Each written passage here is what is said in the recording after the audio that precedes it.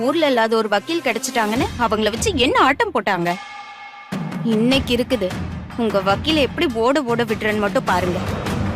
இன்னைக்கு அவளுக்கு கொடுக்க போற ஷாக்ல அவ இனி உங்க பக்கத்திலே வரமாட்டா. ஏன்னா நாங்க கை வச்சிருக்க இடத்தோட பவர் அப்படி. என்ன வெண்பா, மனசுல ஒண்ணு நல்லா ஞாபகம் வச்சுக்கோ. இன்னைக்கு கோர்ட்ல லாஸ்ட் ஹியரிங்.